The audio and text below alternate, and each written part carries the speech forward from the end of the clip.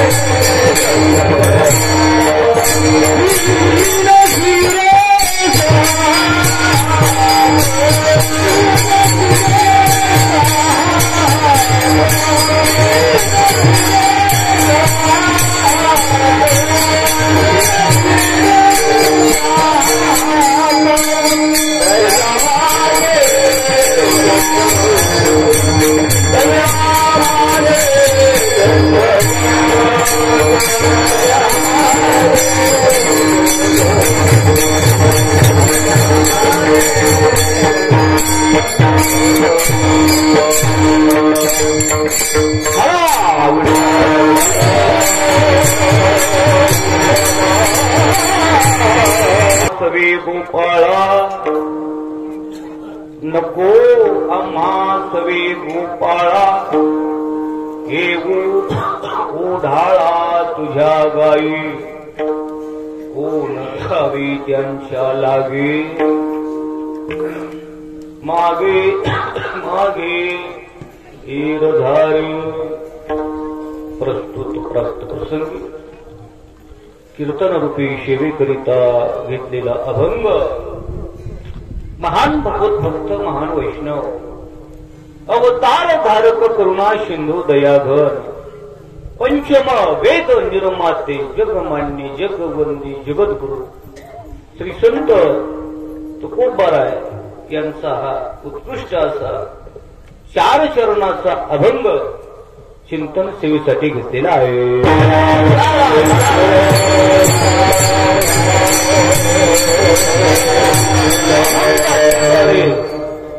जगद्गुरु श्री तुकोबाराय भगवान कृष्णाचा अर्थात गोपाळाचा आणि गोपाळांच्या सवंगड्यात भगवान कृष्णाचा आणि गोपाळांचा या ठिकाणी एक संवाद आहे। संवाद म्हणण्यापेक्षा भांडण आहे भांडण देवाचं आणि गोपाळ तात्विक स्वरूपाचं भांडण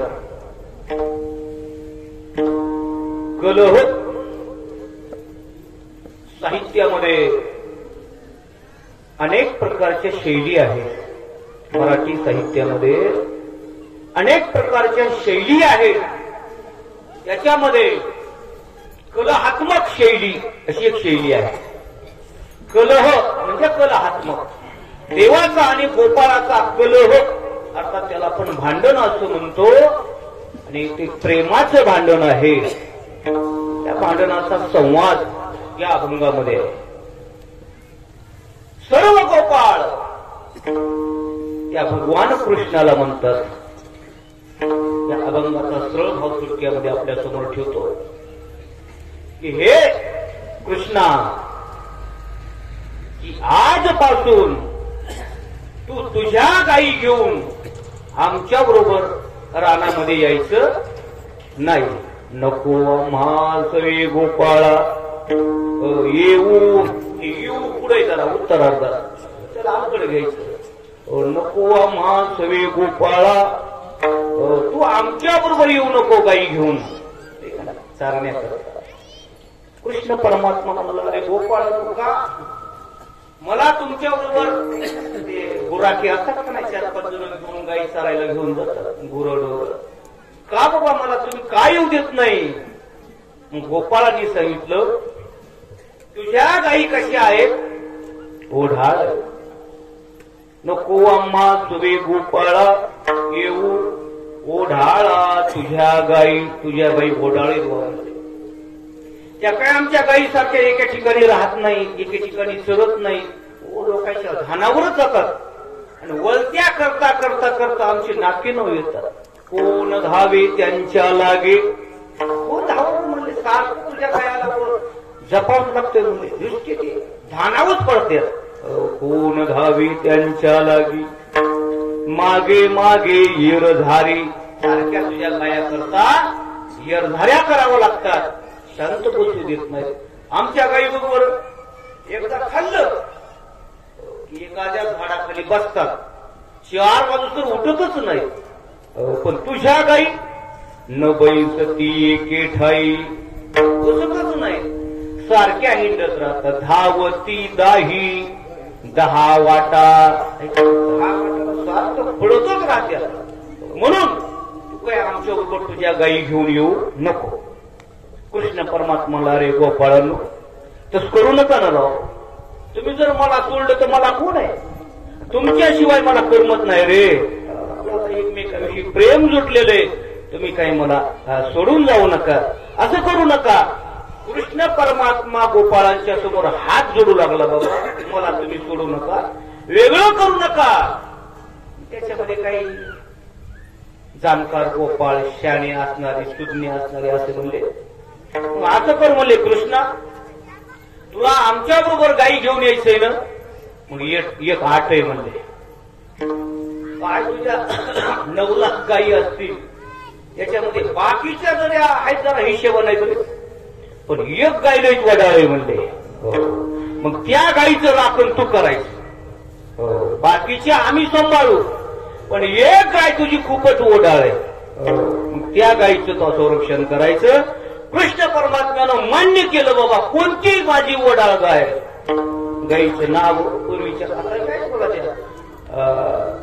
संस्थान आपला गुंजाच्या गोदावरी, त्रिवेणी, गया, द्वारका अशी गायीचे नाव आहे त्या गायीवर. तसं गोपाळ म्हणले, कृष्णा तुझी एक गाय आहे म्हणले. कृष्ण मला कोणती गाय? त्या गायीचं नाव शेवटच्या शरणात सांगितलं. तुका म्हणे तू राख मनेरी टापरी, अशी का नाही, अशी ही मनेरी नावाची गाय तू सांभाळ. मग त्या येरी आम्ही जाणू, बाकीचे आम्ही सांभाळतोच म्हणले, पण ती मनेरी नावाची गाय तू सांभाळ. कृष्ण परमात्म्यानं मान्य केलं. त्यांचा असणारा भांडण, त्यांचा कलह संपला. असा एक संवाद असणारा कृष्णाचा आणि गोपाळांचा अभंग आपण काल्याच्या प्रसंगाला या ठिकाणी घेतलेला आहे. विठला विठला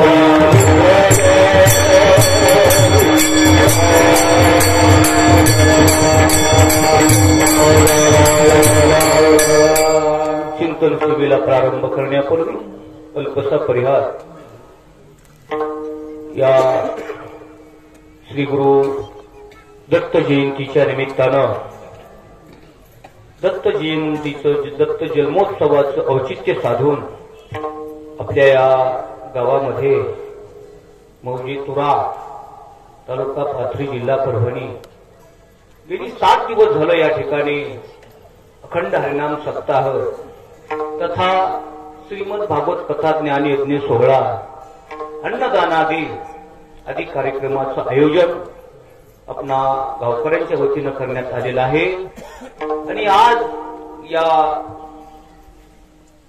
कथेची, या चिंतनाची, या सप्ताहाची परिसंगता आहे. आणि त्यानिमित्तानं आपण सर्वजण या ठिकाणी एकत्रित आलेलो आहोत.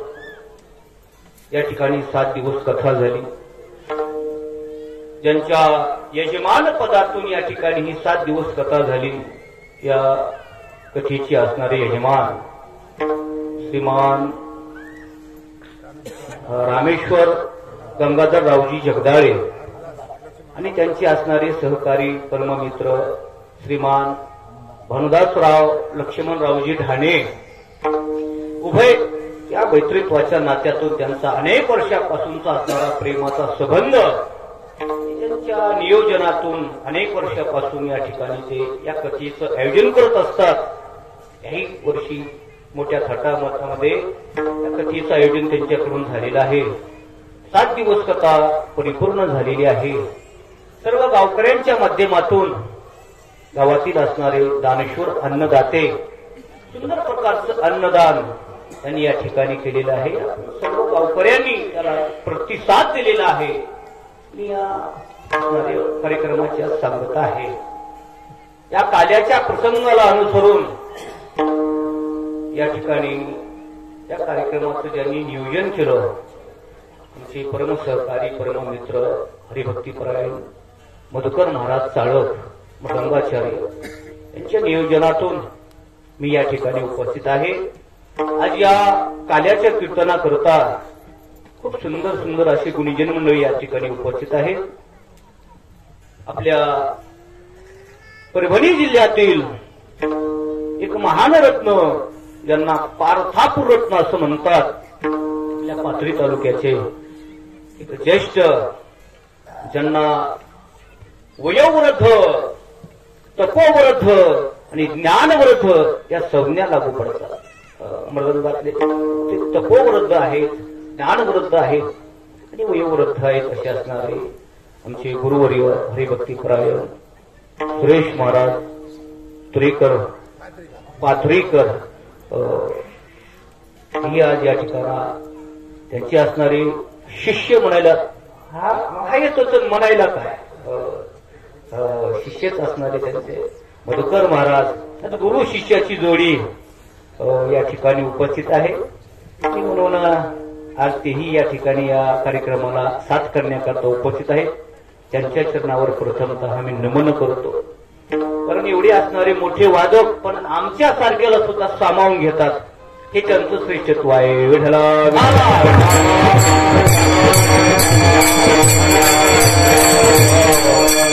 आमच्या सोबत आलेले आमचे उमरेकर भजनी मंडळ, म्हणजे पांडुरंग महाराज हजारे, तसंच असणारे अंधापुरीकर राजभाऊ महाराज अंधापुरीकर, सुंदर अशी चाल बनले. मृदंगाचार्य धनंजय महाराज भिटे त्याही दिवशी आपल्या कथेला आलेले होते, आजही हार्दिक आलेले आहे.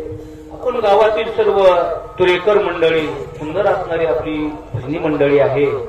आपणही सर्व अडसकर महाराज आहे, टेलर आहे, ढाणे महाराज आहे, सर्व आमचे प्रेमाचे संबंध असणारे या कार्यक्रमाला उपस्थित असणारे आमचे अंधापुरी गावचे सरपंच विटे दादा ही या ठिकाणी उपस्थित आहे. त्यांच्यासोबत आलेले हनुमंत महाराज कोल्हे तेही आज अंधापुरीकर या ठिकाणी आलेले आहेत. तुमचे मसलेकर भजनाची खूप ज्यांना आवड आहे, परिसरामध्ये कुठेही सप्ताह असो कथा असो ऐकण्याकरता कुणाचीही असो भजनाचा खूप छंद, आमचे शिंगारे मामा ही आज या ठिकाणी उपस्थित आहेत. आणि त्या बऱ्याच गावची भजनी मंडळी आहे. मला काही सर्वांचा नामोल्लेख नाही. आपल्या गावातील असणारं ज्येष्ठ व्यक्तिमत्व अण्णा आज या ठिकाणी उपस्थित आहेत. सर्व गावातील ज्येष्ठ श्रेष्ठ मंडळी, आमचे गुरुवर्य पांडुरंग महाराज, ज्यांच्या चाली ऐकूनच आम्ही आमच्या चाली सुरू केल्या. बरं काही त्यांच्या चाली ऐकूनच आमच्या सप्ताहामध्ये गावामध्ये ते यायचे लहानपणी, ती जोडीच यायची बघा. मी आम्ही लहान असायचो, त्यांनी काल आमच्या गावामध्ये घातलेलं आहे. सुंदर अशा चाली म्हणायच्या. आमच्या गावातले वैकुंठवासी लक्ष्मण महाराज त्यांच्या साथीला हे असायचे. मग त्यांचं ऐकून ऐकून आम्ही तयार झालो ना. आम्ही काय कुठं गेलो का काय झालं, त्यांचाच कृपा प्रसाद आहे. ही आज या ठिकाणी उपस्थित आहेत. सर्व असणारे आपण प्रेमाची माणसं, गावातील सर्व भक्तिमती माता मंडळी, सर्व असणारे तरुण वर्ग, सर्वांच्या उपस्थितीमध्ये आपल्याला आपल्या नियोजित वेळेमध्ये ही चिंतन सेवा परिपूर्ण करायची आहे.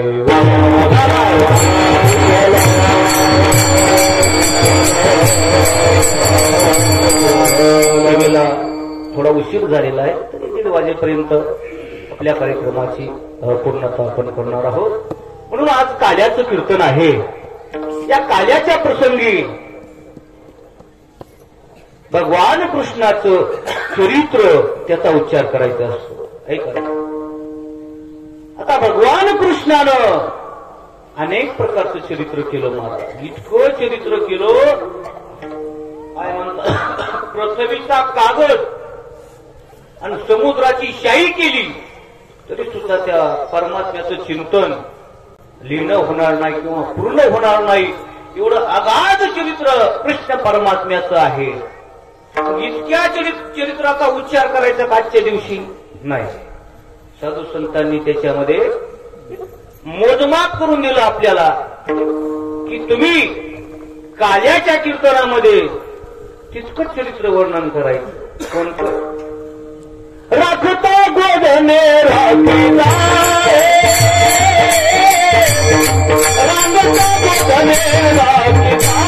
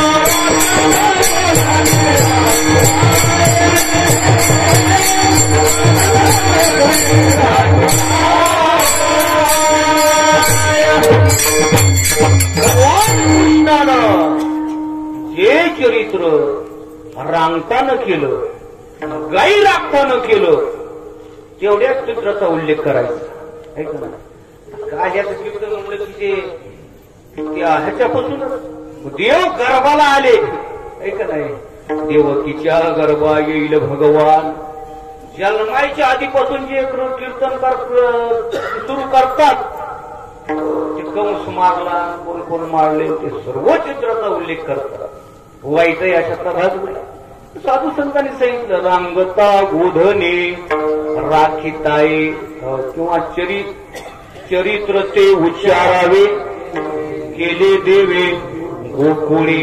आता आपल्याकडे जर वेळ असला तर गोकुळामध्ये सगळं चरित्र सांगायचं, आणि वेळ जर नसला तर रांगतानं आणि गाई राखताना जेवढं चरित्र केलं तेवढंच सांगायचं. ऐक, मग रांगत असताना परमात्म्यानं काय काय चरित्र केलं. रांगत रंगनी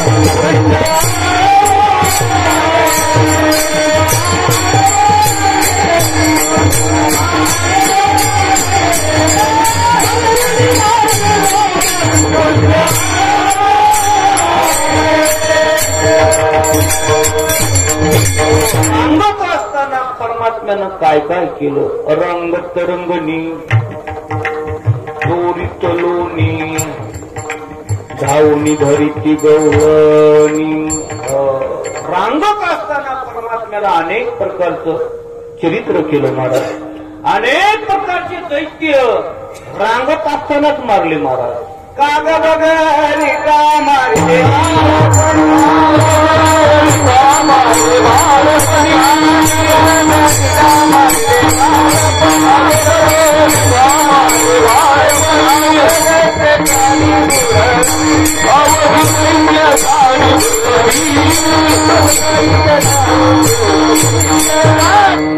दैत्य बालपणीच मारले महाराज. रांगत असताना काय मारले. काग गरीठा मारिले बाळपणी ना मावशी. 6व्या दिवशी 14व्या दिवशी आली होती. 14व्या दिवशी आली होती जन्मल्यापासून. चतुर्दशीच्या दिवशी आली होती.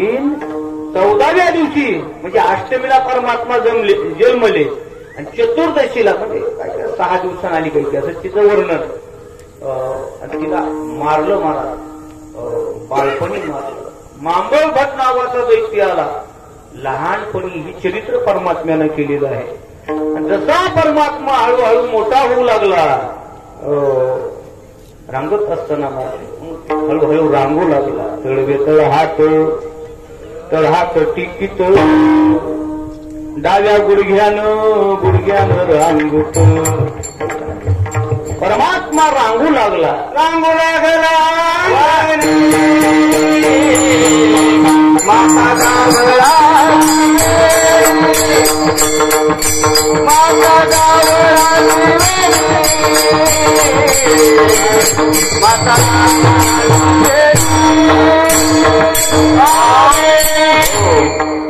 रांगू लागला अंगणी माथा जावळा चिवीनी. परमात्मा रांगू लागलेला आहे. रांगत असताना अनेक चरित्र केलं. हळूहळू परमात्मा मोठा होऊ लागलेला. चालू लागला. चालता चालता बोलू लागला.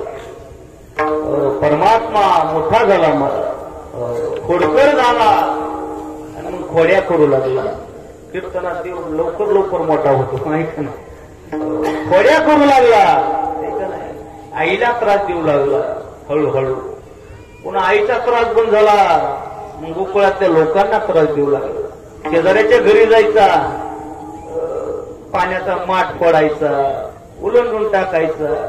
पूर्वीच्या काळी दही दूध होतं. एखादा दह्याचा माठ असला फोडून टाकायचा. सांडून टाकायचा. काय काय चरित्र परमात्म्यानं केले.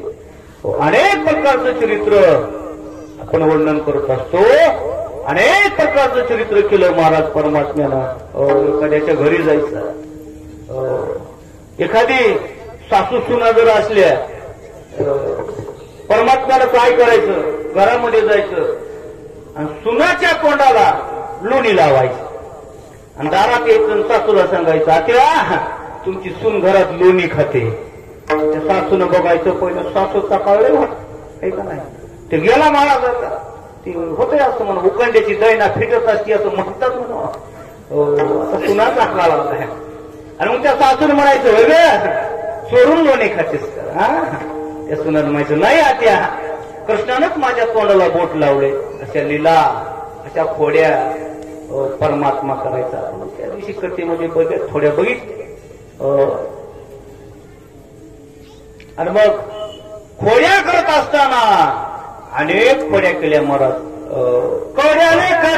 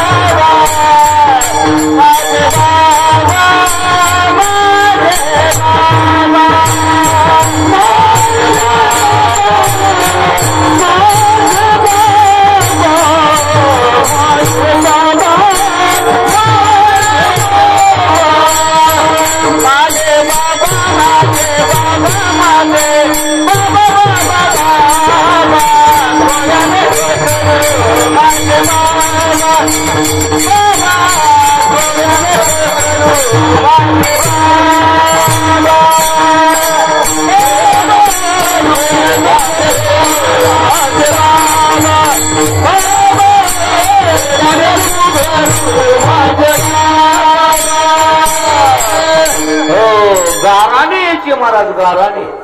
हो, यशोदा मातेकडे गाराने यायचे. यशोदे, तुझ्या कृष्णानं असं केलं, तुझ्या कृष्णानं तसं केलं. पण ती आई होती महाराज, आपली आई आपल्याच मुलाची घाई देत असते. किती खोडकर असू द्या, किती खोडकर असू द्या, तिला आपल्याच मुलाविषयी प्रेम असतं. असं एका मुलं खेळू लागले आणि एका मुलानं दुसऱ्या मुलाला दगड फेकून मारला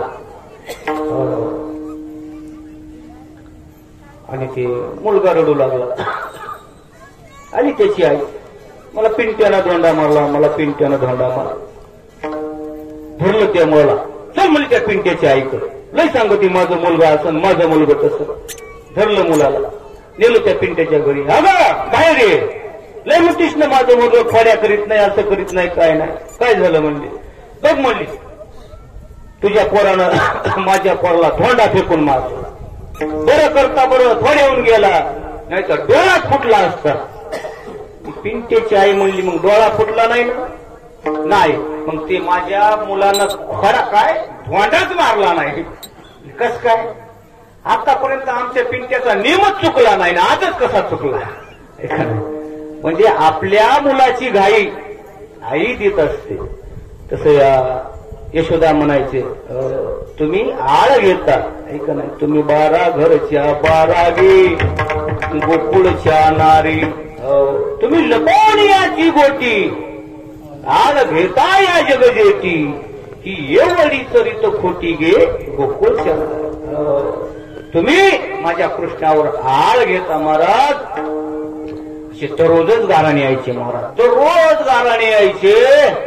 आणि त्या गवळणी म्हणायच्या, यशोदे यशोदे बाळ तुझा काना,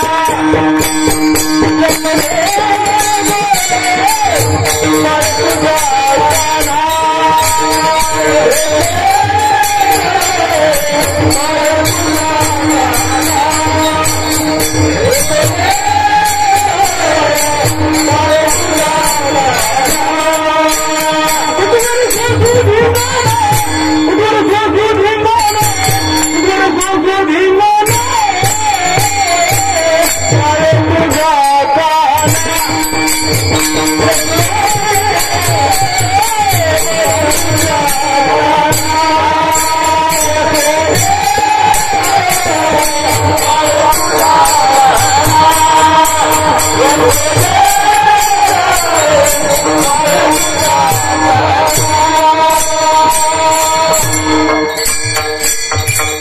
मला जमत आहे,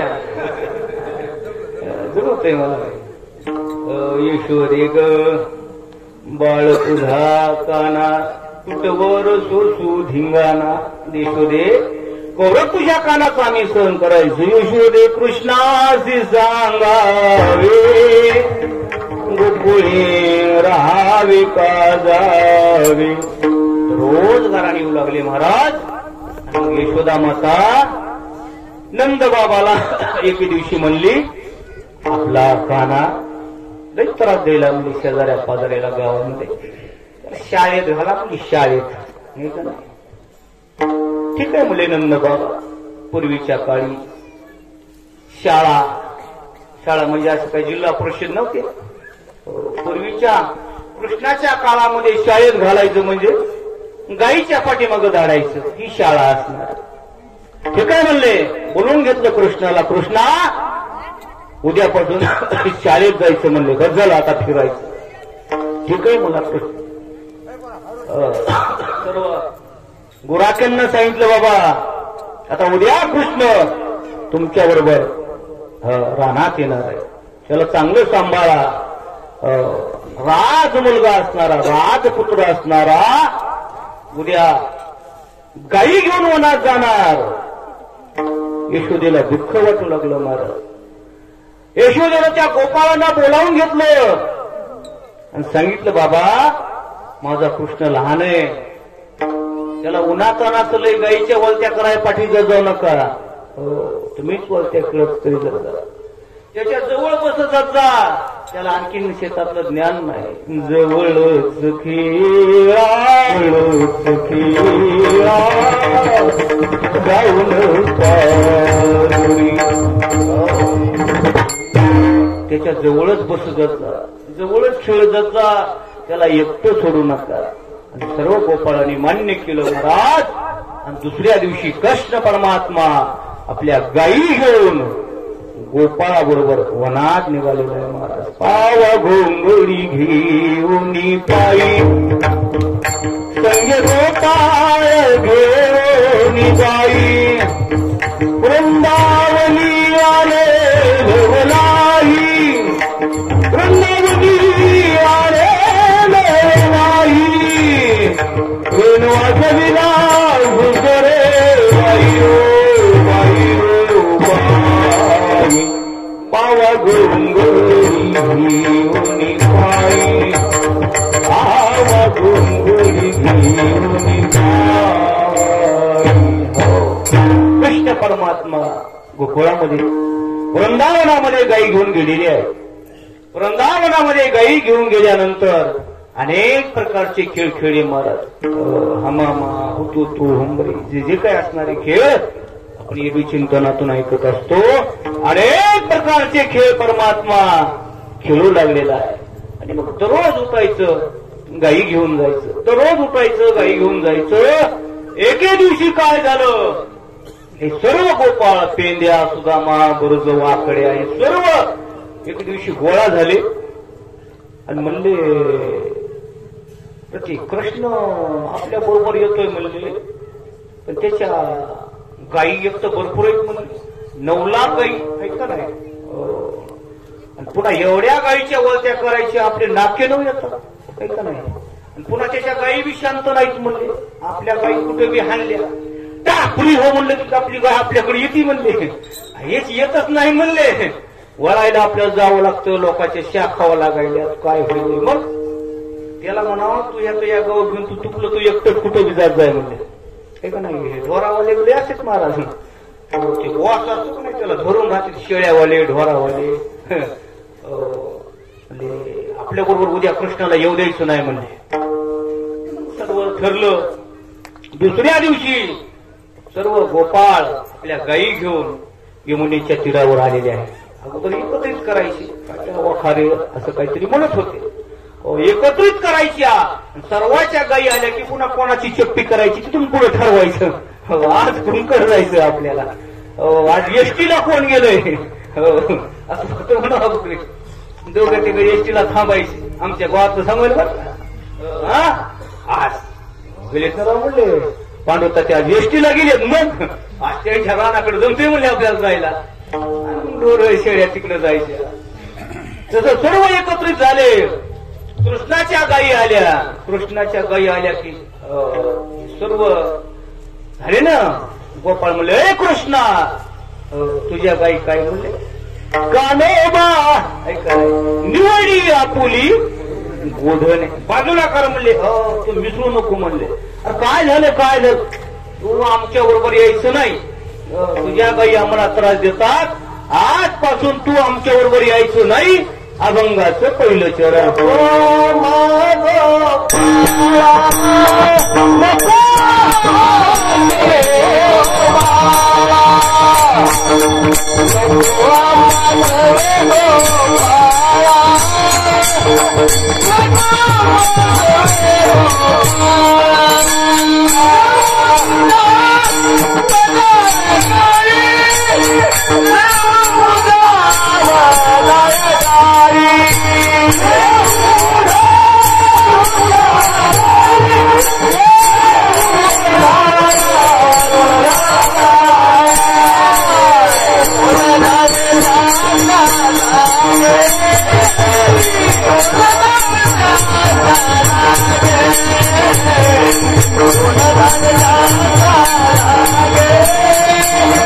Oh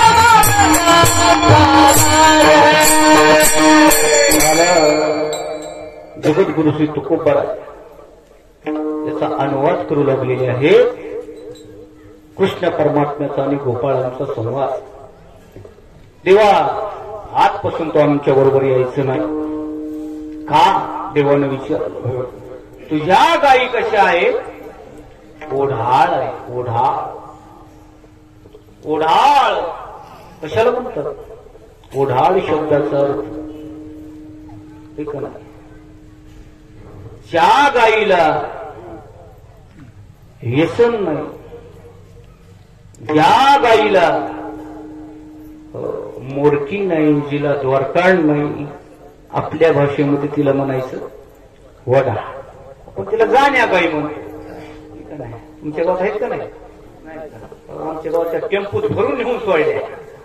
तेव्हापासूनच आमचं बेंगलं म्हणायचं का. अंधापुरीला आहे का? आहे का नाही? अंधापुरीतले आमच्या शिवारात जगाच्यात पण अंधापुरीच्या आहेत त्या. ओढाळ अशी ओढाळ असणारी गाय. तसं परमात्मा म्हणू लागले, गोपाळ म्हणू लागले, तुझ्या गायी असणाऱ्या ओढाळ आहे. म्हणून माणसाला काहीतरी आचारसंहिता असावी. कुत्र सुद्धा म्हणतो गळ्यात जर त्याच्या पट्टा असला, कोणाच तरी कुत्र दिसतंय बरं का ते, त्याच्या जर काहीच नसलं तर फिरस्ती दिसतंय, म्हणजे ओढाळ आहे. रूप काय महाराज गाईचं? आपल्यालाच घ्यायचं. आपल्या जर गळ्यात माळ नसेल, वडाळ म्हणायचं. मंगळसूत्र नसेल, माळ नसेल, काय नसेल, हे आपण आपल्याला लावून घ्यायचं असतं. म्हणून ओढाळाच्या संगे सात्विक नाडली असं एक प्रमाण आहे.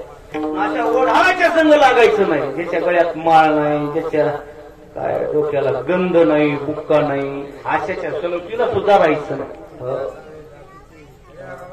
बस ये गबाळाचे काम नाही. तू का म्हणे येते पाहिजे जातीचे आमचे नाव करीत सिद्धेश्वर महाराज. चांगली 7 दिवस 7 दिवस चांगले वाटलं. जातीचा पाहिजे, माझी या जातीचे मत भेटो कोणी. ते माझे सोयरे सज्जन संगाती आया ठविती ठोबाचे. म्हणून ओढाळाच्या संगतीला लागायचं नाही. काय परिणाम होतो तुकोबारायांनी दृष्टांत दिलाय महाराज. गाय म्हणजे काय? एक ओढाळ गाय. अनेक गावामध्ये असणारी ब्राह्मण बुवाची गाय. ब्राह्मण बुवाची गाय आपली रस्त्यानं चरायची. ब्राह्मण बुवानं दूध काढून घ्यायचं, हाकून द्यायची गाय आपलं. ती रस्त्यानं दिवसभर चरायची आणि ती संध्याकाळी घरी यायची. रस्त्यानं तिला खायला किती का असायचं? काहीतरी आपली काळी मुडी घरी आला की काहीतरी 4-2 काड्या टाकायच्या कडवायच्या. वाळून गेली महाराज, वाळून गेली. एके दिवशी अशी रस्त्यानं चोरू लागली ती बामणाची गाय. आणि समोरून एक गाय आली, जाणी गाय. तिला पण ओढाळ गाय म्हणून दोघाची भेट झाली. तिथं आमच्याच भावकीतली दिसायली आणि अशी कशी वाळून गेली. दोघाचा संवाद झाला महाराज. कसं काय ग, एवढी कशी वाळून गेलीस? काय सांगा मुली, मालक काहीच टाकीत नाही, दूध काढून घेतो सोडून देतो. आता ती म्हणली मग असं कर ना, चल माझ्या बरोबर. ओढाळ गाय त्या बामणाच्या गाईला काय म्हणली, चल माझ्या बरोबर. हिनं जावं का? पण गेली ना महाराज ओढाळाच्या संगे. काय ढवळ्या शेजारी पावळ्या बांधला, वाण नाही पण गुण लागला. संगतीचा परिणाम. संगत चांगल्याची असत. चोराच्या संगतीमध्ये गेलं की माणसाचं मन सुद्धा तसंच होतं. असं तुकोबारायचं प्रमाण आहे. बैसता चोरापाशी होय ऐशी बुद्धी, देखताची चिंदी मन धावी. चोराच्या जवळ बसलं की मनात येतं जाताना चांगली चप्पल तरी घेऊन जावं, काय किंवा आल्यास मनामध्ये येतं महाराज. म्हणून चोराच्या जवळ बसलं नाही पाहिजे. म्हणून गेली महाराज फिरत फिरत फिरत चांगली अशी ज्वारी चांगली दिसायली, तशी मकाचा फड होता महाराज. हिरवी गार आलेली मका, त्याला कुंपण केलं होतं चारी बाजूनं. सगळं कमरा एवढं, छाती एवढं कुंपण होतं. म्हणली सांगितली बघा आता याच्यामध्ये जायचं, काय खायचं ते खायचं, आणि मालक आला की उडी हाणायची पळून जायचं, वडाळ गायचं लक्ष. टाक म्हणली उडी मध्ये, ही म्हातारी झाली म्हणली मला कशाची उडी हाणता येते. तिला शिंगाव घेऊन मध्ये टाकलं आणि म्हणली आता धर पात, धर म्हणली पात. आता हिनं केलं महाराज खायला सुरू, कधी खायलाच भेटलं नव्हतं, पुढं धरून हाणायली उगं चपीच करायली. हिनं आपलं शेंडा शेंडा शेंडा शेंडा खायचा, बम झाली ना 5 मिनिटात. हिनं जी खाली मान घातली, पाला पाचोळा पण खाली ठेवली, कधी खायलाच भेटलं नव्हतं, ती घुसली फाडात. आणि तिनं सांगितलं मालकाला, चावू लागली खडखड खडखड वाजायला. आला ना मालक धावत, बघितलं तर ती वडाळ गाय दिसली ना. त्याला गाय दिसली, गायीची नजर तिच्याकडे गेली. ती वडाळ गाय हिला काय म्हणती, पळ पळ म्हणून तिनं उडी टाकली. ही म्हणते काय म्हणलीस, काय म्हणलीस म्हणून ते मालक आलं ना, धरलं मालकानं त्या बामणाच्या गाईला आणि आणली वा आखाड्यावर. कोणाची म्हणले गाई, म्हणजे आपल्या गावातल्या ब्राह्मण देवाची. बोलवा म्हणले बामणाला, जो 8 पाटील होतो ना, आणलं बोलून देव बाप्पाला. देव बाप्पा थरथरच कापायला, कशी पाय गाय आली असतं ना. देव बाप्पा तुमची गाय आता तुमची म्हणून सोडायलो, दुसऱ्याची असती तर गाय बी सोडली नसती, आणि तुम्हाला सोडलं नसतं.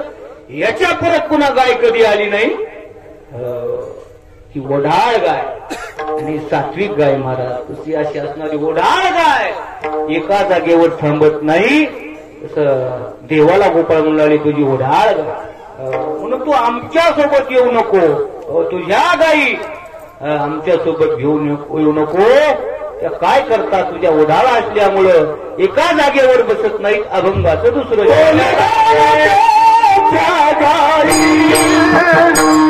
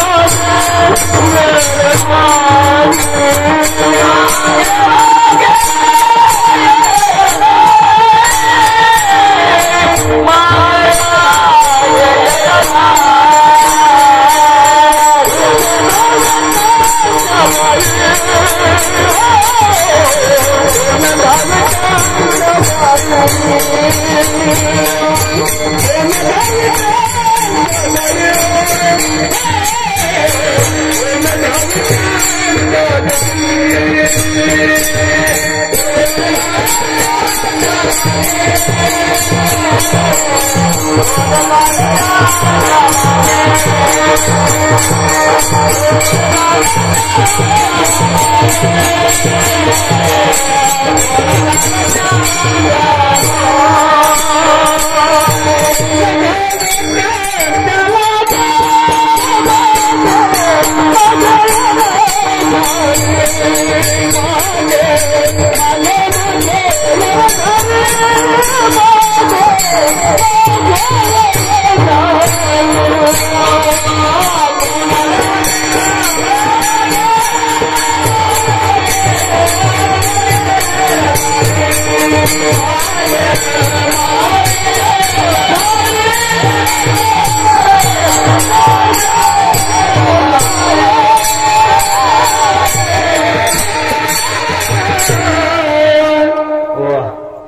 अभंगाच्या दुसऱ्या चरणामध्ये जगद्गुरु श्री तुकोबाराज सांगू लागले, ते गोपाळ कृष्ण परमात्म्याला म्हणू लागले की हे देवा, हे कृष्णा, कोण धावे त्यांच्या लागी, मागे मागे येरझारी. कोण त्यांच्या वळत्या खरेदे, सारख्या तुझ्या गाई. हो, इकडून तिकडं तिकडून तिकडं शांतच बसत नाही तुम्हाला. म्हणून त्या गाईची वळती करणं आमच्याच्यानं होत नाही. आमच्या गाई बरोबर तो बघतोच ना, 10ला जर सोडल्या तर 12 वाजेपर्यंत काही खातात, बंब होतात, आणि एखाद्या चिंचेच्या, लिंबाच्या, आंब्याच्या झाडाखाली, वडाच्या झाडाखाली बसतात. 4 वाजूस तर उठत नाही. का नाही? तुझ्या गाई बसतच नाही. अभंगाचं तिसरं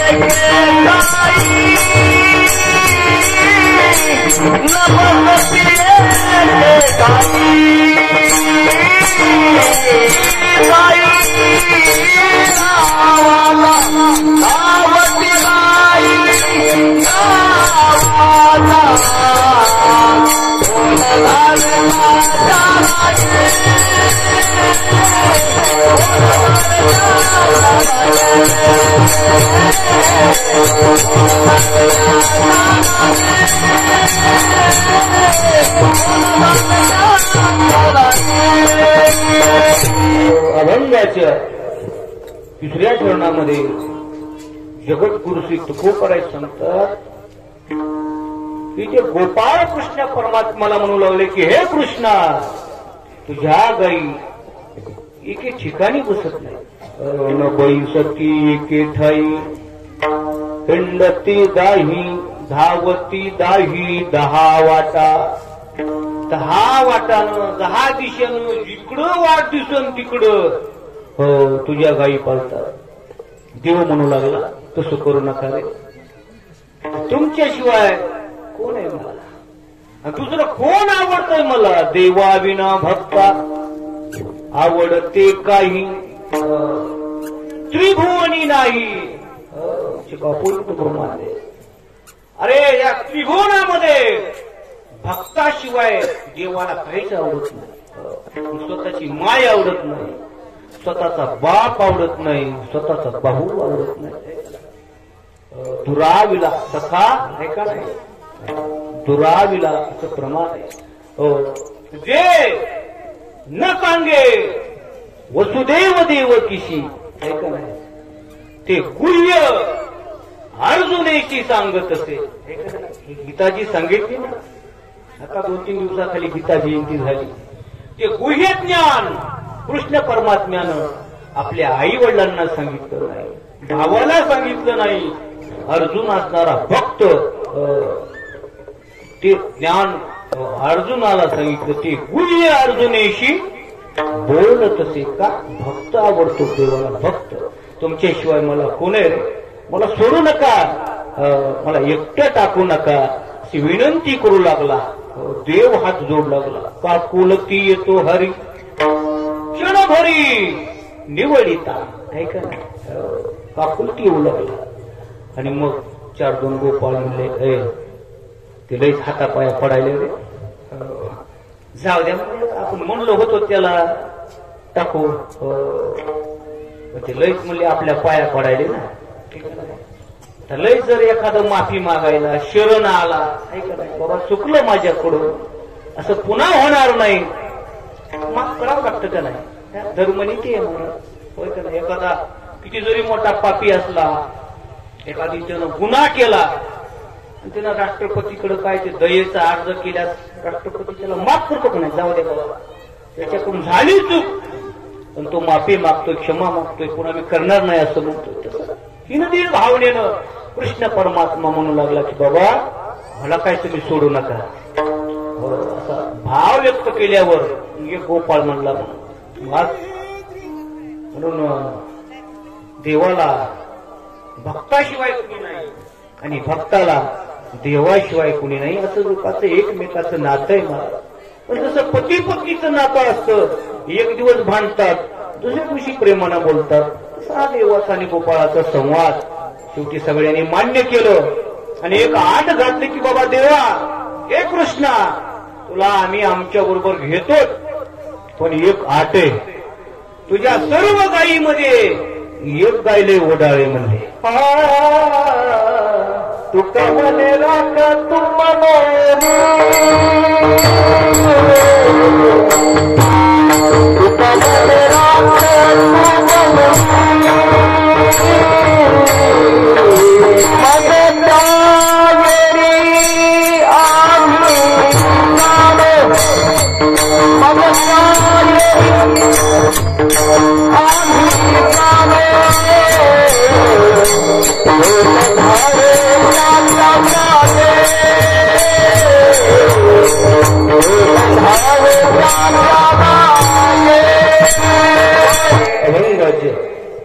शेवटच्या चरणामध्ये जगद्गुरु श्री तुकोबाराय सांगतात की बाबा देवाला सांगितलं की ती मनेरी गाय तू राख, आणि त्यांचा असणारा संवाद पूर्ण झालेला आहे, भांडण पूर्ण झालेलं आहे. मनेरी हे गायीचं नाव आहे, अर्थात मनेरी गाय म्हणजे मनरूपी गाय. आपल्या या मनाला मनेरी गायची उपमा दिलेली आहे. ही गाय म्हणजे दुसरी आपलं मन, हे गोकुळ आपलं शरीर आहे, त्याच्यातच असणारा परमात्मा आहे, त्याच्यातच सवंगडी, तेच आपलं मन म्हणजे मनरूपी गाय महाराज, ती ओढाळ गाय. हे करा आता आपल्या कशी आलो कीर्तन, ओढाळ गाय कृष्णाची नाही, मनेरी म्हणजे मनरूपी, ज्याला ज्याला मन आहे ती मनरूपी गाय महाराज म्हणजे ओढाळ. मन कसं आहे, शांतच बसत नाही, बहुत चंचल चपळ, जाता येता न लगे चंचलम ही म्हणा कृष्ण, प्रमाथि बलवत दृढम तस्याहम निगृहन मन्ये वायोरी वस्तु दुष्करम. हे मन किती चंचल, तो अर्जुन म्हणे देवा, हे मन कैसे केवढे, ऐसे पाहो तरी म्हणून सापडे, यरवी राहतावया थोकडे लोके, म्हणून ऐसे कैसे घडेल, जे मरकटा समाधी येईल, का म्हणतलिया राहील महावातू. मरकटा समाधी येईल. ज्ञानोपरायने दृष्टांत दिला, माकड म्हणले शांत बसलोय का जग, माकड माकड शांत बसतो का नाही, नुसतं माकड नव्हतं म्हणले ते, शांत बसणारं माकड कोणतं, त्या माकडाला दारू पाजलेली होती. मर्कटस्य सुरापानम तस्य वृश्चिक दंशनम तन्मध्ये भूत संचारो यद्वा तद्वा भविष्यती. माकड आधी चंचल, त्या माकडाला म्हणले दारू पाजली, बरोबर दारू पाजली, त्याला पुन्हा इचू चावला म्हणले, इचू चावून त्याला भूत लागलं म्हणले. असं माकड कीर्तनात येऊन शांत बसलं, असं होईल का? शक्य नाही. तसं मन एकाग्र होणं खूप अवघड आहे. म्हणून त्या मनाला उपदेश केलेला आहे, हे मना कुठेही धाव घेऊ नको, मना ते धाव घे, हे विठोबाच्या पायी फक्त भगवंताच्या चरणाजवळ जाण्याचा प्रयत्न कर. दुसरीकडे कुठेही जाऊ नको, त्याच्यातच तुझं कल्याण आहे. हित आहे असा उपदेश मनाला केलेला आहे. मन हे खूप असणारं चंचल आहे, म्हणून या मनाला भगवंताच्या चरणावर लावावं. म्हणून ते आपल्याच्यानं शक्यच नाही महाराज. मन जिंकणं आपल्याच्यानं शक्यच नाही महाराज. म्हणून हे 10 गायी म्हणजे कोणत्या? पंचकर्मेंद्रिय, पंच ज्ञानेंद्रिय 10 आणि 11वं मन. हे बाकीची इंद्रिय तरी आपण आवरू, तसं तीही आवरत नाहीत महाराज. खूप कठीण आहे. एक एका हुनी बळी रे. तुकोबाराय म्हणले एकाचेही मजन घडे दमन. एक इंद्रिय आपल्याला आवडता येत नाही, पण त्याला काहीतरी आम्ही करू, सायास करू, प्रयत्न करू, ते आवडण्याचा प्रयत्न करू. पण मन तुझ्या कृपेशिवाय मन एक होत नाही. तुझ्या कृपेविन स्थिर वश नोहे मन. देवाचीच कृपा असावी लागते. पण आमचं जे मन आहे देवा, त्याला तू आवरण्याचा प्रयत्न करतो का म्हणे. तू राख म्हणे, तू आवरण्याचा प्रयत्न कर. म्हणून ही असणारी विनंती गोपाळ देवाकडे करू लागलेली आहे. अशा आशयाचा अभंग आपण चिंतन सेवेला घेतलेला आहे. अभंगाचा भाव जसा जमत तसा आपण बघितलेला आहे. तर थोडक्यामध्ये आपल्याला कार्याचं चिंतन करायचं आहे आणि कार्यक्रम परिपूर्ण करायचा आहे. विठला विठला